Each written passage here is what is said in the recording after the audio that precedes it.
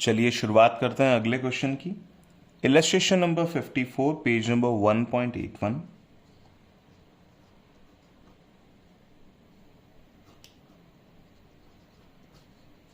From the book D K. Goyal. Rajeev Sanjeev 2018 compartment exam में आया हुआ क्वेश्चन है। पास एडजस्टमेंट का ही क्वेश्चन लग रहा है। पास necessary rectifying entry for the same, तो यहां आ जाएगा। मैं लिख देता हूं, कैटेगरी में लिख रहा हूं पास्ट एडजस्टमेंट्स। आइए क्वेश्चन को पढ़ता हूं। Rajeev Sanjeev partners, there partnership deed provided that profit shall be divided as follows. Profit को ऐसे से बांटना है। फर्स्ट 20,000 प्रॉफिट का जो पहला डिविजिबल जो प्रॉफिट होगा उसका पहला 20,000 रुपए का जो अमाउंट होगा to Rajeev and balance in the ratio of 4:1। पहले 20,000 रुपए केवल राजीव को मिलेंगे, उसके बाद जो बचा हुआ होगा उसे 4:1 में बांटेंगे। The profit for the year ended 31 March was 60,000। 60,000 रुपए का प्रॉफिट था, which had been distributed among the partners. कैसे बांटा गया होगा? 20,000 पहले राजीव को और फिर बाकी बचा हुआ जो है वो 4:1 के रेशियो में। ऑन 1 अप्रैल 2016, यानी कि बिगिनिंग की बात चल रही है, there capital were 90,000 and 80,000। Interest on capital was to be provided at the rate 6% per annum. Interest on capital दिया जाना चाहिए था। While preparing the profit and loss appropriation account, interest on capital was omitted. P&L appropriation account बनाते समय interest on capital omit कर दिया गया। अब देख लेते हैं एक बार इंटरेस्ट ऑन कैपिटल की वैल्यू कितनी बनती है।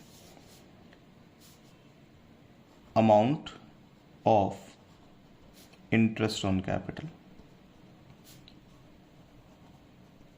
Equal to interest on capital की वैल्यू कितनी बनती है चेक कर लीजिए। ओपनिंग बैलेंस दे रखा है आपका 90,000 and 80,000। Rajiv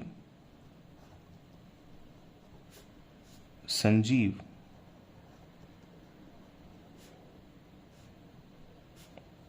$90,000 $80,000 and percentage applicable is 6%। 9 6 54, 8 6 48 और टोटल मिला के इस इंटरेस्ट की वैल्यू जो है ओवरऑल मिलती है 10,200। अब ध्यान से समझें। This interest was not provided for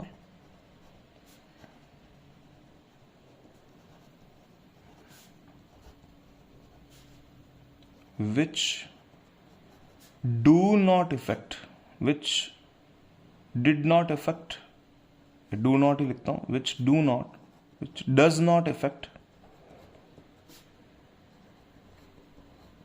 the first rupee 20,000 allowable to Rajiv. ये जो अमाउंट है इंटरेस्ट ऑन कैपिटल का 10,200, वो राजीव के फर्स्ट 20,000 को इफेक्ट नहीं करता, क्योंकि वो देखिए टोटल 60,000 का प्रॉफिट था। 60,000 में से आज भी राजीव के 20,000 तो राजीव को मिलती रहेंगी, क्योंकि इंटरेस्ट का अमाउंट इतना ज्यादा बड़ा नहीं है। So the equivalent profit, the equivalent profit of rupee 10,200 has been transferred, had been लिख सकते हैं, had been transferred to Rajiv and Sanjeev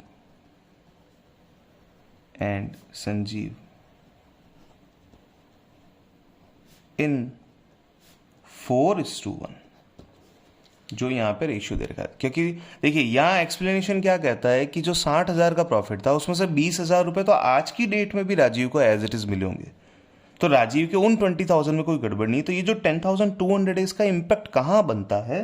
इसका इंपैक्ट बनता है उस प्रॉफिट पे जो 4:1 के रेशियो में बांटा गया था। तो शुरुआत करते हैं। Calculation of miss appropriation of profit. Calculation of miss appropriation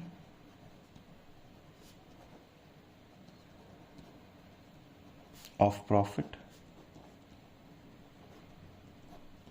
नाम लिख लीजिए, इधर आ जाएगा लास्ट में, सबसे लास्ट में टोटल का column. Here Rajeev, here Sanjeev. A profit to be appropriated. क्या देना चाहिए था? लीजिए, हमें देना चाहिए था इंटरेस्ट ऑन कैपिटल। कितना कितना बनता है? 5,400 एंड 4,800। डन। टोटल मिला के it is 10,200। B profit actually appropriated.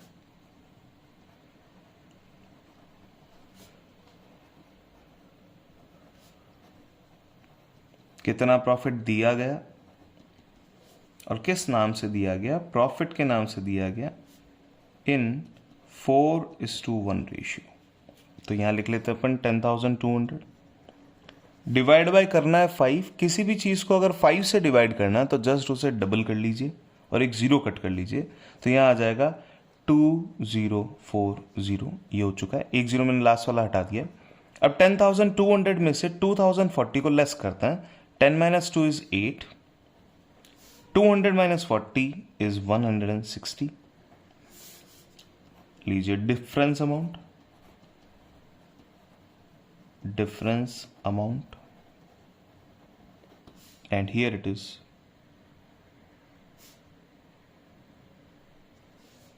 5,400 versus 8,160। तो 8 - 5 is 3, 3,100 - 4 is 2,700, 2,760। यहाँ लेते हैं 48 में से 20 गए तो 28 -70 -40 इट्स 2,760। अब देखिए किसको कितने मिलने चाहिए थे और कितने मिले। 5,400 मिलने चाहिए थे जबकि ज़्यादा मिल गए, तो वापस ले लेंगे इनसे और इनको दे देंगे। एडजस्टमेंट एंट्री बनेगी। Adjustment entry. Here it is. Rajiv's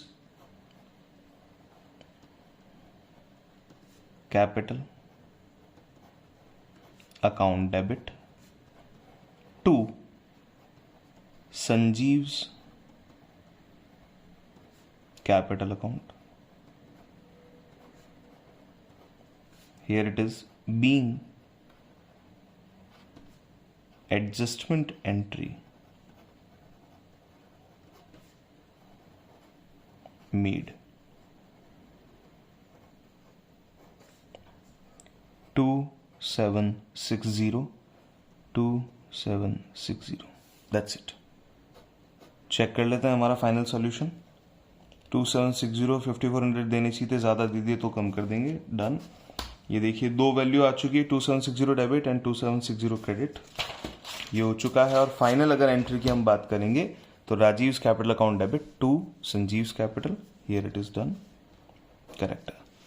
अगर आपको ये वीडियो काफ़ी ज़्यादा समझ में आई और आपको लगता है कि किसी और के लिए काफ़ी बेनिफिशियल हो सकती है, हो सकता है किसी गांव में दूर दराज में जो बच्चा नहीं पढ़ पा रहा हो या ट्यूशन नहीं आ पा रहा हो, क्योंकि उसके पास में काफ़ी सारी मजबूरियां हो सकती है, फाइनेंशियल प्रॉब्लम्स हो सकती है, इकोनॉमिकल इश्यूज हो सकते हैं, तो आप उन्हें ज़रूर शेयर करें ताकि वो घर बैठ के अपनी पढ़ाई कर पाएँ और ये चेक कर पाएँ कि कितने अच्छे तरीके से इन चीज़ों को लिखा जा सकता है। हैंड राइटिंग मैटर नहीं करती, बट प्रेजेंटेशन बहुत मैटर करता है। आप किस चीज़ को प्रेजेंट कैसे करते हैं। हैंड राइटिंग खराब होगी तो चल जाएगा, लेकिन अगर आपका प्रेजेंटेशन सही है तो आप कन्वे कर पाएंगे, कम्युनिकेट कर पाएंगे अच्छे से, और उन टीचर को आप समझा पाएंगे कि इस तरीके से इसका सॉल्यूशन किया गया। Thank you so much for watching this video. Keep watching our next video to get us completely, fully motivated. Thank you so much.